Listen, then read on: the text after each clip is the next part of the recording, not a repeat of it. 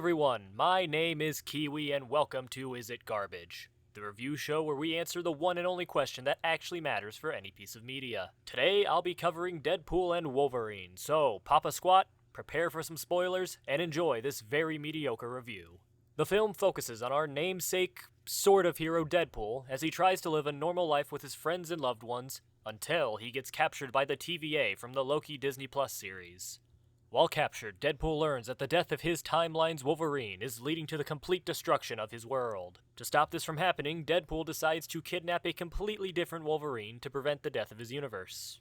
In typical Deadpool fashion, this plan fails spectacularly, leading to both him and this new Wolverine to be sent to the Void, which basically acts like the dumpster for a rundown Little Caesars, but with a lot less stale crazy bread and a whole lot more 2000s era superhero cameos.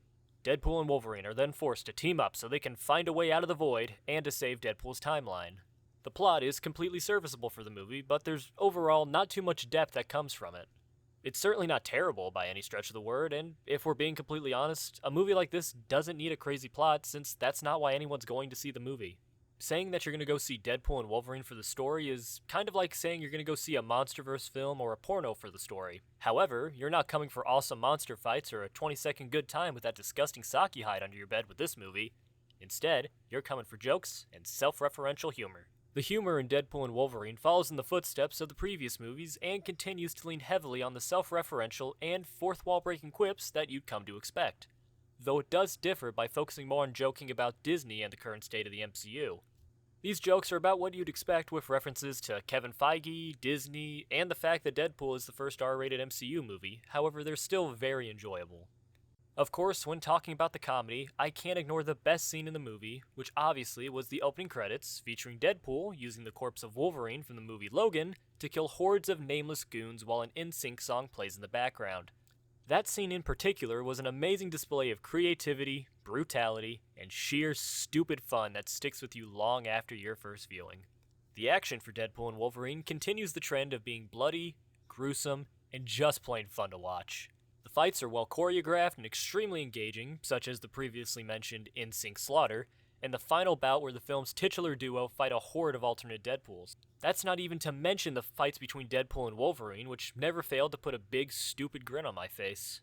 The performances from both leads are simply extraordinary to see on the big screen. Ryan Reynolds continues to dominate the screen as Deadpool, and his goofy demeanor plays well off of Hugh Jackman's classic, gruff, and angry portrayal of Wolverine.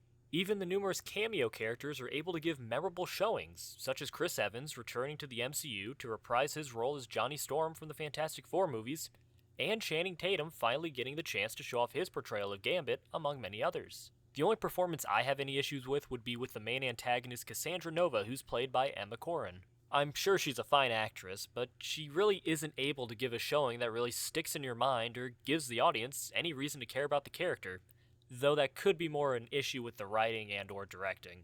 Overall, Deadpool and Wolverine is funny, action-packed, and just fun to watch. The character dynamics and interactions between the namesake leads help to prop up a movie that struggles with a somewhat bland story and a fairly forgettable villain. The comedy lives up to the legacy set by the film's predecessors, and the action set pieces are brutal and gory in all the right ways. The cameos in the movie are a great love letter to a bygone era of so-so superhero movies that help to lay the foundation that the MCU stands on now. I can confidently say that Deadpool and Wolverine is not garbage, and it is well worth a watch for any fan of superhero movies, or for anyone that just wants to have a simple, fun time at the movies this summer.